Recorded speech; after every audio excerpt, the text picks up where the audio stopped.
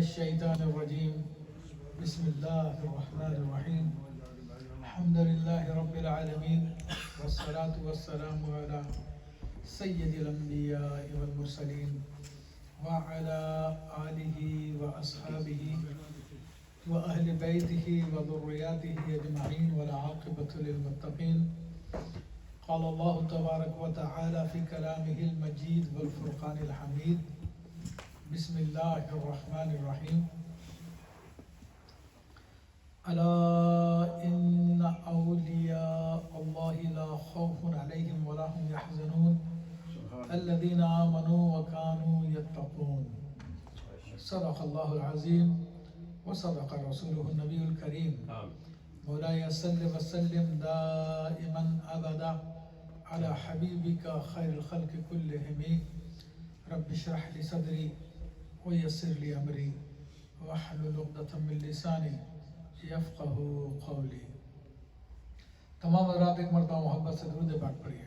اللهم صل على سيدنا محمد عبدك ورسولك النبي الأمي وعلى آله وصحبه وسلم صلاة وسلاما عليك يا سيدي يا رسول الله وعلى آلك وأصحابك يا نور الله.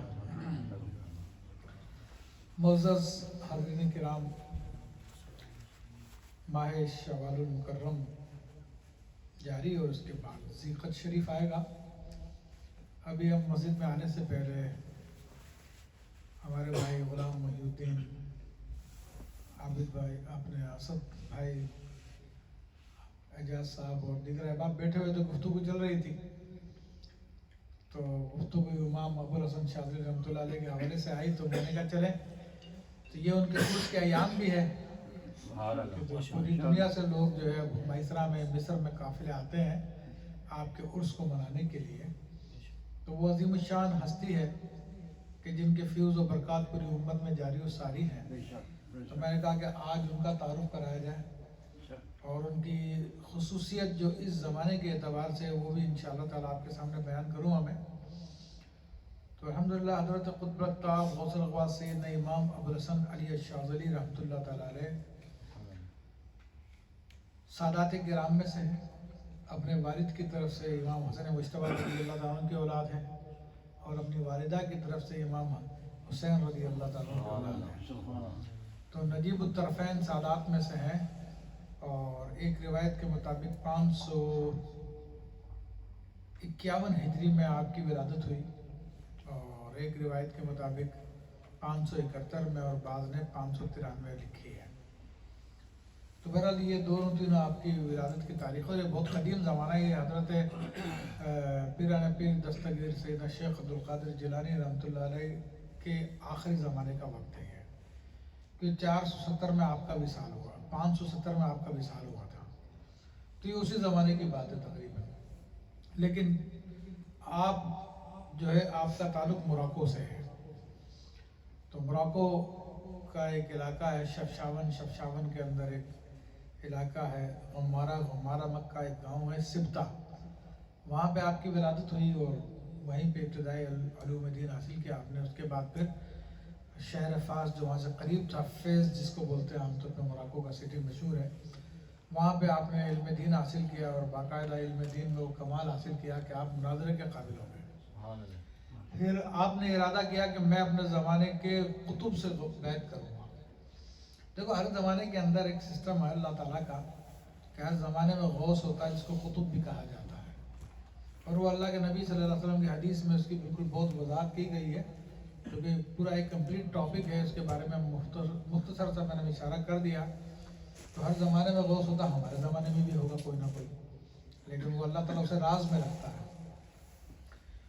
تو آپ نے کہا کہ میں اپنے زمانے کے قطب سے بیعت کروں گا. تو آپ پھر دنیا کے مختلف ملکوں میں ان کو ڈھونڈتے رہے، یہاں تک کہ بغداد شریف میں حضرت شیخ عبد الفتح واسطی سے آپ کی ملاقات ہوئی، جو کہ حضرت امام احمد کبیر رفاعی رحمۃ اللہ تعالیٰ علیہ کے براہ راست خلیفہ تھے. تو انہوں نے کہا کہ آپ قطب یہاں پہ تلاش کر رہے ہیں بغداد میں، وہ تو آپ کے اپنے شہر میں ہے. تو امام شاذلی رحمۃ اللہ تعالیٰ علیہ پھر اپنے ملک دوبارہ موراکو آئے اور موراکو میں آ کے آپ کو معلومات ہوئی، اشارہ کیا گیا کہ جب وہ فلاں جگہ پر ہیں، ان کا نام عبدالسلام ابن مشیش ہے.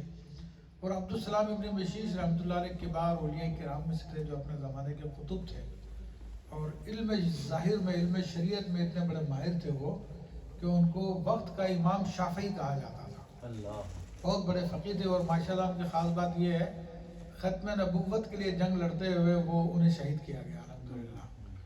تو ان کی شہادت کا سبب ختم نبوت بنا، اور کیونکہ انہوں نے ختم نبوت کی حمایت میں بہت کام کیا تھا، ایک نبوت کا جھوٹے دعوے دار پیدا ہو گیا تھا، اس کو آپ نے علمی دلائل سے بالکل خاموش کرا دیا تھا۔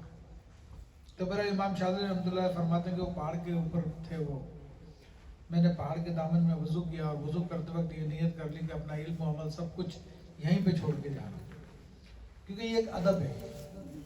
بزرگوں کی زندگیاں اصل بیان کرنے کا مقصد یہ ہے کہ ہمیں ادب سیکھنے کو ملے۔ تو جب بھی آپ بزرگوں سے فیض لینا چاہتے ہیں تو اپنے آپ کو خالی کر کے جائیں۔ اگر کیونکہ برتن اگر بھرا ہوا پہلے سے اس کے اندر اور پانی ڈالیں گے تو باہر گر جائے گا، تو اس لیے پہلے اپنے برتن کو خالی کر لو، تو پھر جو بزرگ پانی ڈالے گا، فیض ڈالے گا، تو اس کے اندر سما جائے گا۔ تو امام شاذلی نے اسی اصول کے تحت اپنے نیت کی کہ میں اپنے وضو کے ساتھ، غسل کے ساتھ سب کچھ یہیں پہ چھوڑ کے جا رہا ہوں میں۔ پھر آپ اوپر چڑھنے لگے تو چڑھتے چڑھتے اچانک حضرت عبدالسلام ابن مشیش رحمۃ اللہ علیہ سے سامنا ہو گیا، تو آپ نے انہیں دیکھ کر سلام کیا۔ تو حضرت عبدالسلام ابن مشیش سے زندگی کی پہلی ملاقات تھی، اس سے پہلے کبھی جانتے بھی نہیں تھے ایک دوسرے کو۔ تو انہوں نے جواب دیا، وعلیکم السلام یا علی بن عبداللہ بن عبد الجبار بن فلاں بن فلاں بن فلاں بن فلاں بن فلاں، یہاں تک کہ رسول اللہ صلی اللہ علیہ وسلم تک پورا شجرہ نسب بیان کیا۔ تو امام شاذلی رحمۃ اللہ علیہ کہنے لگے میں تو حیران رہ گیا کہ زندگی میں پہلی ملاقات ہو رہی ہے، یہ تو میرے پورے شجرہ نسب کو جانتے ہیں۔ کہنے ابھی اسی حیرانی سے نہیں نکلا تھا میں، تو مسکرا کے کہتے ہیں کہ اپنا علم و عمل نیچے چھوڑا ہے۔ لیکن میرے دل پہ تو دہشت طاری ہو گئی۔ تو ہمارے فرماتے ہیں کہ ابوالحسن علی شاذلی، تم ہمارے پاس آگے ہو اور اچھی نیت کے ساتھ آئے ہو، تم نے دنیا آخرت کی خیر حاصل کر لی ہے۔ تو یہ کہے کہ انہوں نے میرے خیال 6 یا 7 مہینے اپنی صحبت میں رکھا ہوگا، اس کے بعد کہا کہ جاؤ تمہارا کام پورا ہو گیا، اسے 6-7 مہینے میں نواز دیا۔ کیونکہ یہاں پہ ایک بات کی میں وضاحت کر دوں، ہمارے یہاں پہ تصوف میں، صوفیزم میں بڑے غلط قسم کے جو ہے تصورات آ گئے ہیں، بڑے غلط قسم کے امیجینیشن آ گئے ہیں، اور پیر کی خدمت کرنے کے بجائے پیر پرستی شروع کر دی ہم لوگوں نے۔ سمجھ رہے ہیں میری بات؟ دیکھو ہم اپنی سب کی باتیں کر رہے ہیں، کسی خاص ایک کو پوائنٹ آؤٹ نہیں کرنا، لیکن پیر کی حیثیت کیا ہے؟ پیر کی حیثیت ایک ذریعہ ہے، ایک پیر ایک وسیلہ ہوتا ہے آپ کو اللہ تعالیٰ تک پہنچانے کا، مقصد پیر نہیں ہوتا۔ مقصد کون ہے؟ مقصد اللہ تبارک و تعالیٰ۔ تو جو ہم کہتے ہیں نا مرید ہونا، تو مرید کہتے ہیں یعنی چاہنے والے کو، ارادہ کرنے والے کو۔ تو اب ہم کس کا ارادہ کرتے ہیں؟ ہم تو اپنے گھر سے اللہ کے ارادے سے نکلتے ہیں نا کہ ہمیں اللہ تعالیٰ تک پہنچنا ہے۔ تو حقیقتاً بندہ جو مرید ہوتا ہے وہ اللہ کا ہوتا ہے، سمجھ رہے ہیں بات؟ وہ اللہ کا مرید ہوتا ہے کیونکہ اللہ کی چاہت ہوتی ہے اس کو، اللہ کی بارگاہ میں پہنچنا اس کو۔ تو لیکن عرف عام میں کہتے ہیں یہ فلاں پیر کا مرید ہے، فلاں پیر کا مرید ہے، فلاں پیر کا مرید ہے، تو یہ عرف کا ایک محاورہ ہے، لیکن حقیقتاً مرید جو بندہ اللہ کا ہوتا ہے، اللہ ہی اس کی آخری منزل ہے۔ تو پیر ایک ذریعہ ہوتا ہے۔ تو آج کل ہم نے پیری کو سب کچھ بنا دیا ہے، تو کہتے ہیں وہ کبھی دیکھو اس بارگاہ سے دور مت ہونا، ورنہ تم ہلاک ہو جاؤ گے، برباد ہو جاؤ گے، تباہ ہو جاؤ گے، تمہارا سارا فیض ختم ہو جائے گا۔ جبکہ حضور پیران پیر دستگیر سیدنا شیخ عبد القادر جیلانی رحمۃ اللہ علیہ فتوح الغیب میں فرماتے ہیں کہ پیر کی حیثیت دائی کی سی ہوتی ہے۔ اللہ، دائی بچے کو دودھ پلاتی ہے، آپ فرماتے ہیں دائی بچے کو دودھ صرف 2 سال پلاتی ہے، اس کے بعد دائی کی ضرورت نہیں رہتی۔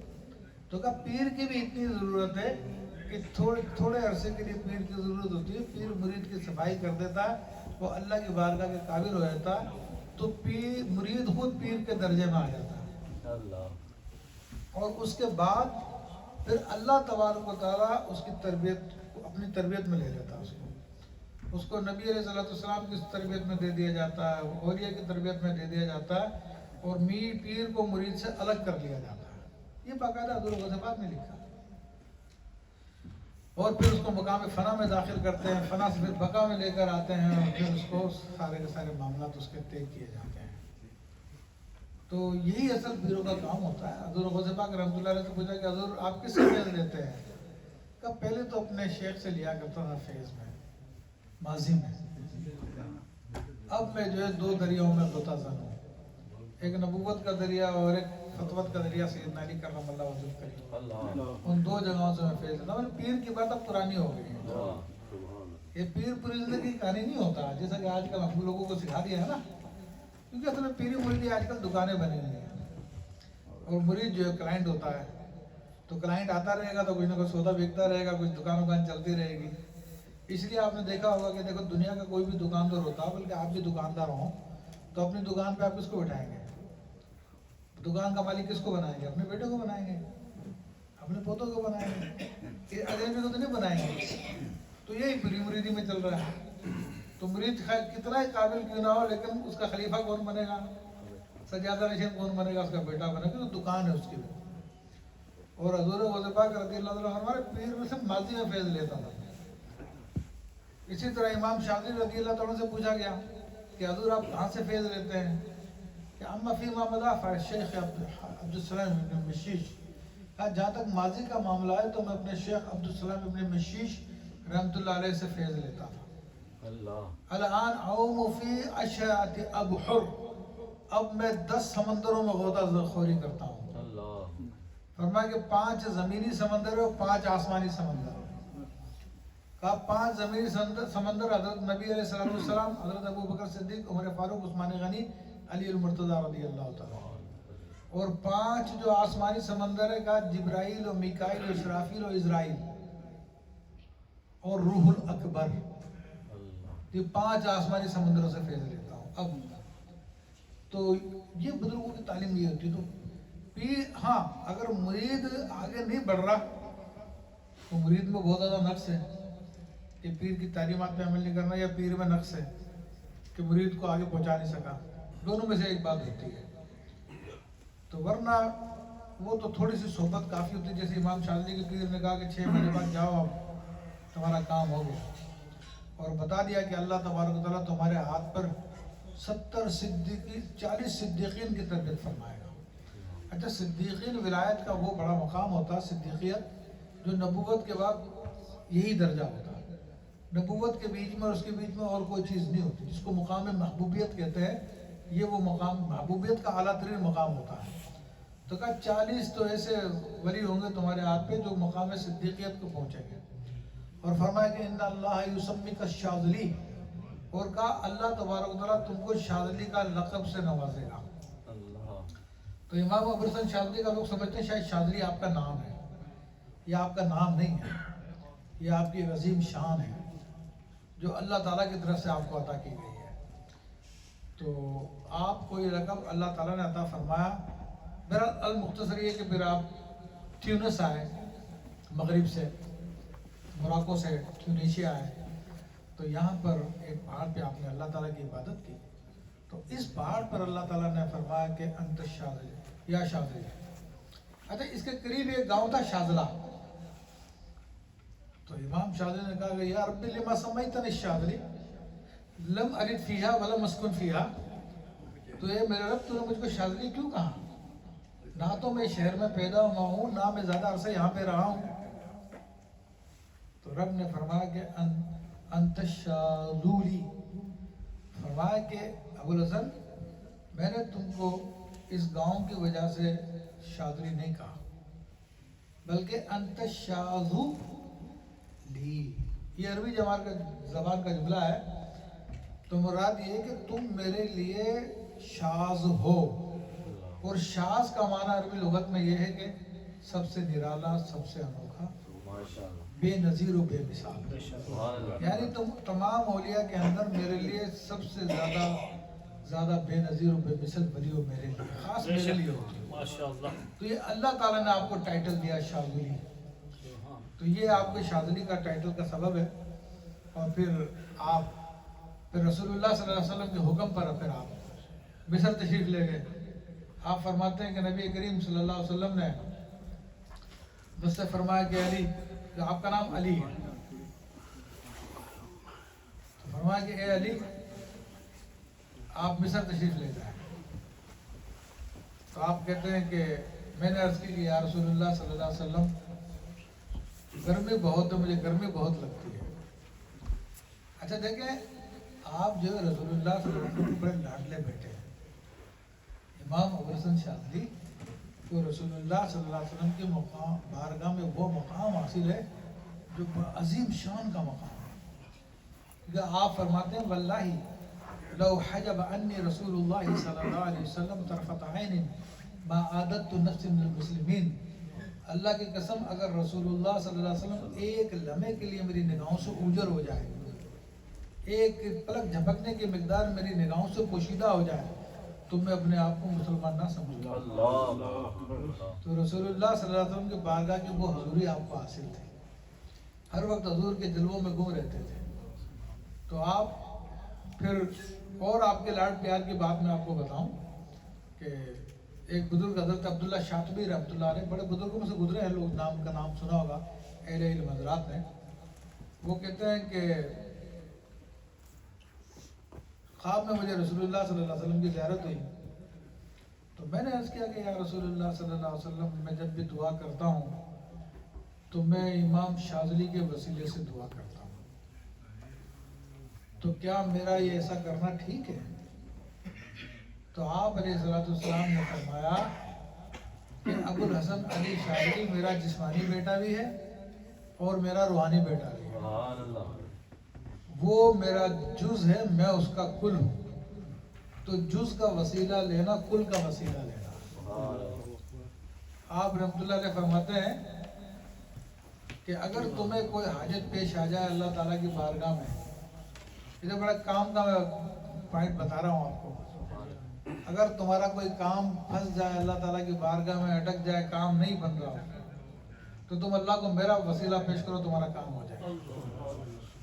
تو ایسے کبار آپ اولیاء کرام میں سے حضور صلی اللہ علیہ وسلم کی بارگاہ کے بڑے محبوب بیٹے ہیں، تو آپ نے عرض کی یا رسول اللہ صلی اللہ علیہ وسلم گرمی بہت ہو رہی ہے، تو مجھے گرمی بڑی لگتی ہے، آپ نے مجھے مصر جانے کا حکم دیا، صحرا سے گزرنا پڑتا ہے، تو نبی علیہ السلام نے فرمایا کہ تم پر بادل سایہ کرے گا۔ تو میں نے عرض کی یا رسول اللہ صلی اللہ علیہ وسلم مجھے پیاس بھی بہت لگتی ہے، تو حضور صلی اللہ علیہ وسلم نے فرمایا کہ ابوالحسن تمہارے آگے آگے بادل بارش برسائے گا، اور پھر کہا کہ رسول اللہ صلی اللہ علیہ وسلم نے مجھ سے اس راستے میں 70 کرامات کا وعدہ کیا کہ تمہیں 70 کرامتیں عطا کی جائیں گی اس راستے میں۔ اور جب پھر آپ وہاں پر پہنچے تو پھر آج نبی علیہ السلام نے ارشاد فرمایا ابوالحسن شاذلی کہ اس وقت جو زمانے کے قطب تھے یا غوث تھے ان کا نام ابوالحجاج اکثری تھا، تو آج رات ہی ان کا انتقال ہوا ہے، تو میں تمہیں اس کے مقام پر اس زمانے کا قطب اور غوث بناتا ہوں۔ سبحان اللہ۔ تو آپ کو رسول اللہ صلی اللہ علیہ وسلم نے پھر زمانے کا غوث بنایا، حضرت امام ابوالحسن شاذلی رحمۃ اللہ تعالیٰ علیہ کو۔ تو پھر مصر کے اندر آپ کا کام شروع ہوا، اور بڑے دلچسپ واقعات ہیں، بڑے دلچسپ معاملات ہیں۔ ہاں، آپ کی کردار کی خوبیوں میں سے یہ ہے کہ آپ اتنے بڑے مقام پر ہونے کے باوجود ایک عام انسان کی طرح رہتے تھے، آپ کا کوئی اسپیشل پروٹوکول نہیں تھا، اور نہ ہی آپ گدڑی پہنتے تھے جیسے صوفی لوگ پہنتے ہیں نا، پرانے سے کپڑے پہن لیے اور اپنے آپ پہ فخر کو شوق کرتے ہیں، تو آپ اس بات کو پسند نہیں کرتے تھے، آپ بہترین لباس پہنا کرتے تھے، بہترین گھوڑا استعمال کیا کرتے تھے، بلکہ آپ کی جو طریقت ہے وہ ایک الگ طریقہ ہے، اللہ تعالیٰ تک پہنچنے کا ایک الگ راستہ ہے، ایک نیا راستہ ہے۔ آپ فرماتے ہیں کہ اللہ کی قسم میں اللہ کی بارگاہ سے وہ طریقہ لے کر آیا ہوں جو مجھ سے پہلے کوئی نہیں لے کر آیا، اللہ، اور فرماتے ہیں کہ میں آسان ترین طریقہ لے کر آیا ہوں اللہ تعالیٰ تک پہنچنے کے لیے۔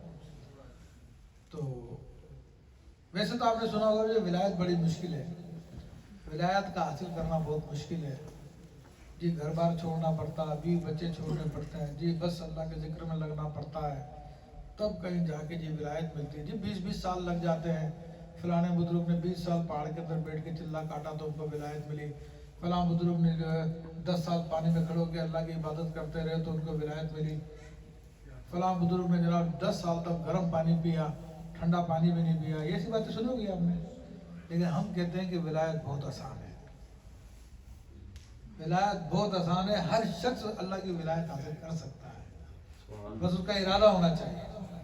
آپ کو اللہ کا ولی بننے کے لیے نہ آپ کو بیوی چھوڑنے کی ضرورت ہے، نہ آپ کو بچے چھوڑنے کی ضرورت ہے، نہ ماں باپ کو چھوڑنے کی ضرورت ہے، کسی چیز کو چھوڑنے کی ضرورت نہیں. کوئی آپ کے لیے کوئی ڈریس کا کوڈ نہیں ہے کہ جی فلاں جسم کا لباس پہنیں گے، فلاں کوٹی پہنیں گے تو فلاں ٹوپی پہنیں گے تو فلاں اسٹائل اپنائیں گے تو آپ جناب صوفی بن سکیں گے. کوئی شرطیں نہیں ہے اس کے اندر. بس شرط یہ کہ رسول اللہ صلی اللہ علیہ وسلم کی سنت کا تابع ہو جائے، بس یہی شرط ہے اس کے اندر. اور اسی مخلوق کے اندر رہتے رہتے آپ اللہ تعالیٰ تک پہنچ جائیں گے. اچھا، سب سے آسان ترین راستہ ہے شاذلی سلسلہ. وہ کیوں آسان ترین ہے؟ دیکھو، اللہ تعالیٰ تک پہنچنے کے 2 راستے ہیں. ایک راستہ صبر کا راستہ ہے اور ایک راستہ شکر کا راستہ ہے. تو عموماً اولیاء کرام نے جو طریقہ اختیار کیا وہ صبر کا راستہ اختیار کیا کہ صبر کے اندر بندہ تکلیفیں برداشت کرتا ہے، پریشانیاں برداشت کرتا ہے، اس کو برداشت کر کر مجاہدے کرتا ہے، ریاضتیں کرتا ہے، مشقتیں کرتا ہے، چلے کاٹتا ہے، تب کہیں جا کر وہ ولایت کے مقام میں داخل ہوتا ہے. کیونکہ وہ صبر کا راستہ، اور صبر کا راستہ مشکل ہے. اور دوسرا راستہ شکر کا راستہ ہے کہ ان اللہ مع الشاکرین. یہ بھی ہے کہ اللہ تعالیٰ شکر کرنے والوں کے ساتھ ہے. جہاں پہ فرمایا کہ اللہ تعالیٰ صبر کرنے والوں کے ساتھ ہے تو شکر کرنے والوں کے ساتھ بھی ہے. لیکن فرق کیا ہے کہ شکر کرنا آسان ہے اور یہ ایک ایسی عبادت ہے جو دنیا میں بھی ہے اور جنت میں بھی ہے. سبحان اللہ. اور صبر وہ عبادت ہے جو صرف دنیا میں، جنت میں نہیں ہے. جنت میں تو ہر چیز ملے گی، صبر کی ضرورت ہی نہیں ہے. تو بزرگوں نے 10 سال تک گرم پانی پیا نفس کو مارنے کے لیے. لیکن امام شاذلی فرماتے ہیں، اے میرے بیٹے، تجھے اگر پانی پینا ہو تو گرم پانی نہ پی، تو ٹھنڈا پانی پی.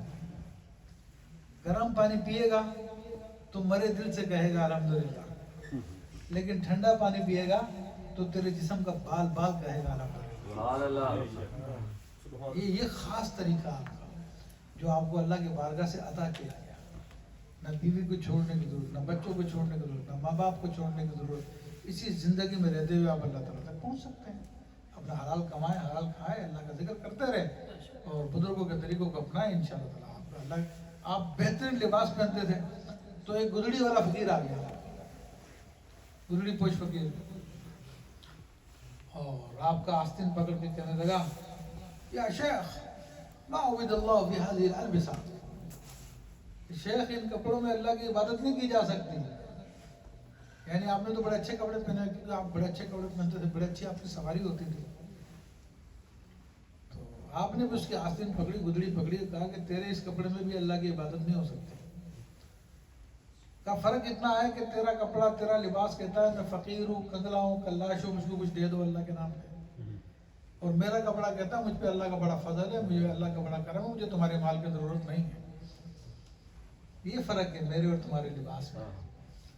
تو یہ اس کو طریقہ محمدیہ کہا جاتا ہے. جو شاذلی طریقت ہے وہ طریقہ محمدیہ کہا جاتا ہے کیونکہ اس کے اندر سنت کے علاوہ اور کوئی چیز نہیں ہے. تو اس لیے آج کل جو سمجھ لیجیے بد مذہب اعتراض کرتے ہیں یا لبرل اعتراض کرتے ہیں تو وہ نئے طریقوں پہ اعتراض کیا جاتا ہے، سنت پہ کوئی اعتراض نہیں کر سکتا. تو الحمدللہ اسی وجہ سے بڑے بڑے علماء، بڑے بڑے مشائخ اس سلسلے سے وابستہ ہوئے. اور یعنی میں تعارف کے طور پر بتا دوں کیونکہ لوگ امام شاذلی کے بارے میں اتنا نہیں جانتے ہیں، لیکن ان کا فیض ہر بندہ استعمال کر رہا ہے.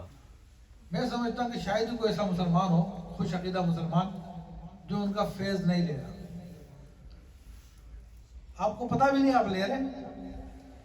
چلو ایک مثال میں دیتا ہوں آپ کو، پڑھو میرے ساتھ مل کے، مولایا صلی وسلم دائما ابدا علی حبیبک خیر الخلق کلہم یہ بتائیں یہ مسلمانوں کا بچہ بچہ پڑھتا ہے، دنیا میں ہر جگہ پڑھا جاتا ہے، شمال مشرق جنوب مغرب ہر جگہ پڑھا جاتا ہے۔ یہ قصیدہ بردہ شریف کہلاتا ہے اور یہ کس کا ہے؟ امام بصیری رحمۃ اللہ علیہ۔ اور آپ کو پتا ہے امام بصیری کون ہے؟ امام بصیری شاذلی ہیں، وہ امام ابو الحسن شاذلی رحمۃ اللہ علیہ کے پوتے مرید ہیں۔ وہ سیدنا ابو العباس مرسی کے مرید ہے اور ابو العباس مرسی امام شاذلی کے خلیفہ ہیں، امام شاذلی کے جانشین ہیں۔ تو یہ سارا کا سارا فیض جو ہے وہ امام شاذلی کا فیض ہے جو پوری امت کے اندر چل رہا ہے۔ لوگ فیض لے رہے لیکن جانتے نہیں ہیں۔ اسی طرح ایک کتاب ہے جو پوری دنیا کے اندر پڑھی جاتی ہے الحمدللہ، جس کا نام ہے دلائل الخیرات، درودوں کی کتاب ہے۔ تو اس کے بارے میں مشہور ہے، جو بھی اللہ کا ولی بننا چاہتا ہے اس کتاب کو پڑھنا شروع کرتے ہیں، جو حضور صلی اللہ علیہ وسلم کے بارگاہ میں داخل ہونا چاہتا ہے اس کتاب کو پڑھنا شروع کرتے ہیں۔ وہ کتاب محمد بن سلمان الجزولی رحمۃ اللہ علیہ کی ہے، وہ بھی سلسلہ شاذلیہ کا ہے، وہ بھی امام شاذلی سلسلے کا فیض ہے، وہ امام شاذلی کا۔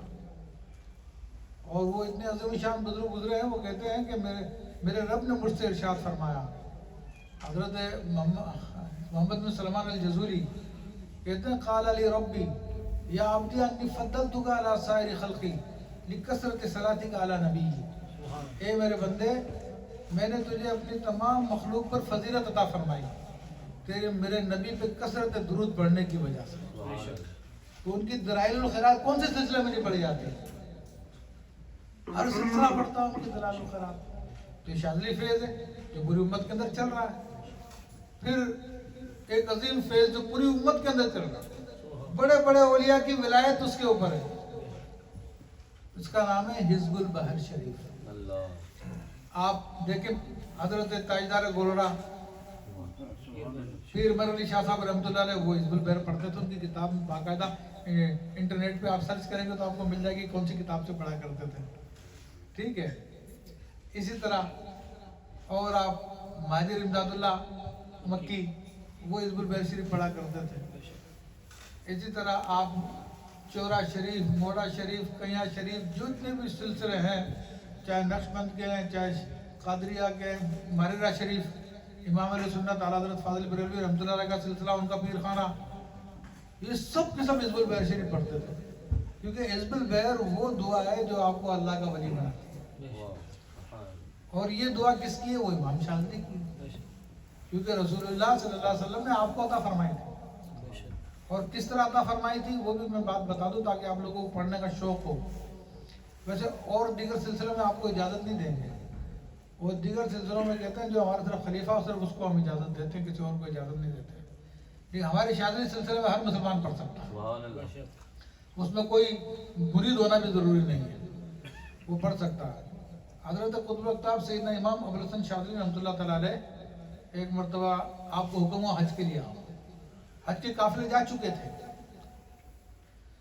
تو آپ نے جہاز تیار کرنے کا حکم دیا، تو لوگوں نے مذاق اڑایا کہ لو جی لو حج کے قافلے تو جا چکے ہیں، ان کو اب حکم ہوا۔ ہر زمانے میں اولیاء کے دشمن ہوتے ہیں، تو ان کے بھی تھے کچھ دشمن۔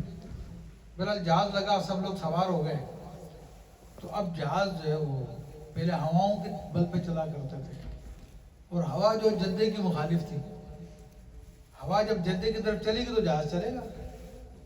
تو انتظار کرتے کرتے ایک ہفتہ گزر گیا، لیکن ہوائی تبدیل نہیں ہو رہی ہے۔ اب تو لوگوں نے اور مذاق اڑایا کہ لیو جی ان کو تو حکم ہوا تھا، اب تو جہاز بھی نہیں چل رہا ہے۔ تو آپ کہتے میرے امام شاذلی رحمۃ اللہ علیہ فرماتے میرے دل میں اضطراب تھا، لیکن میں نے زبان سے کچھ بھی نہیں کہا۔ تو نبی علیہ کریم صلی اللہ علیہ وسلم نے مجھ سے ارشاد فرمایا کہ ابو الحسن شاذلی یہ دعا پڑھو۔ تو اس وقت رسول اللہ صلی اللہ علیہ وسلم نے دعائے حزب البحر آپ کو عطا فرمائی، اور آپ نے وہ دعا اپنے مریدین کو ملا کے پڑھی، اور پھر جہاز کا کپتان تھا، ایک عیسائی تھا، اس کو کہا کہ جاؤ جہاز کا لنگر کھول دو۔ اس نے کہا حضرت لنگر کھولوں گا تو جہاز ساحل سے جا کے ٹکرا جائے گا، تو یہ ہوا مخالف چل رہی ہے۔ آپ نے کہا تو کھول دے۔ اچانک ہوا نے رخ بدلا اور ہوا پھر جدے کی طرف چلنے لگی، اور اتنی تیز چلنے لگی کہ جو جہاز کا لنگر میں جو گرا لگی ہوئی تھی وہ ٹائٹ ہو گئی، تو اس کو کاٹنا پڑا۔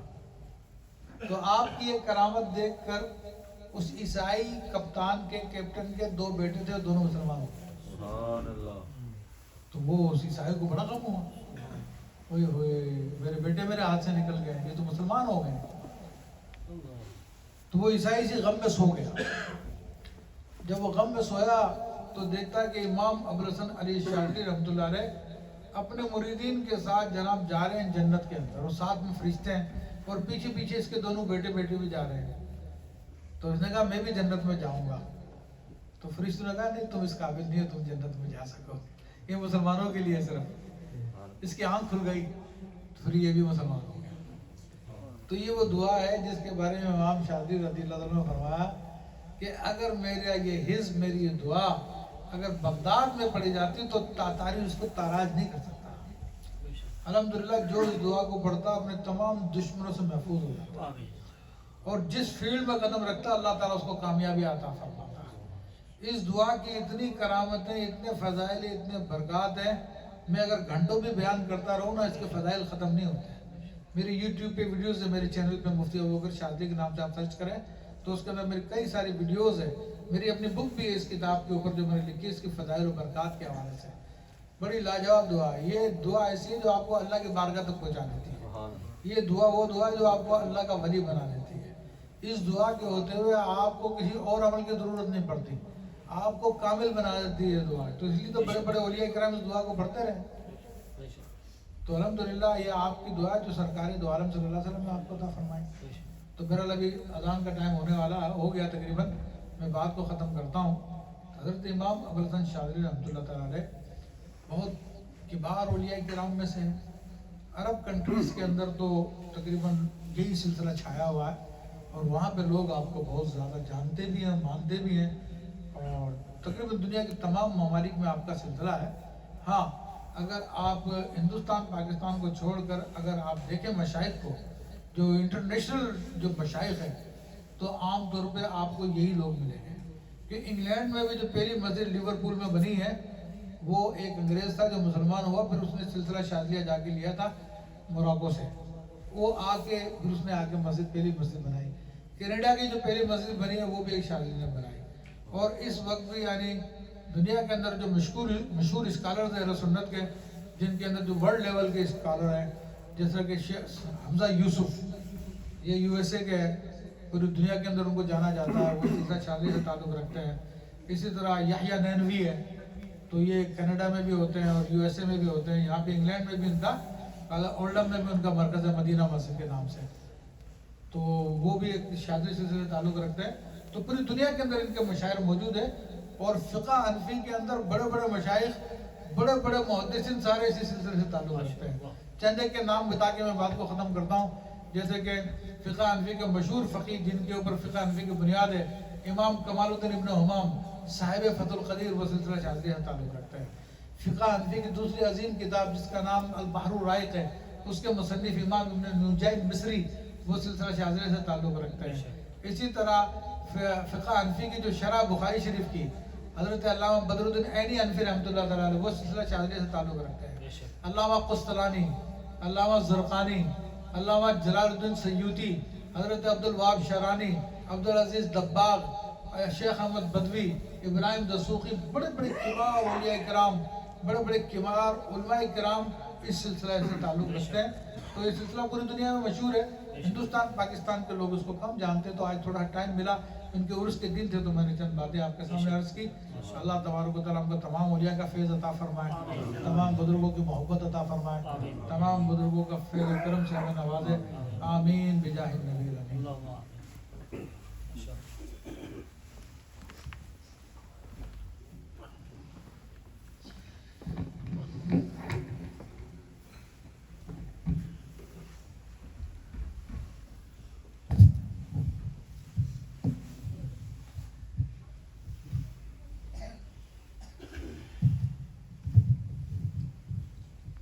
الصلاة والسلام عليك يا سيدي يا رسول الله وعلى آلك وصحابك يا حبيب الله. الصلاة والسلام عليك يا سيدي يا نبي الله وعلى آلك وصحابك يا نور الله. الله أكبر الله أكبر الله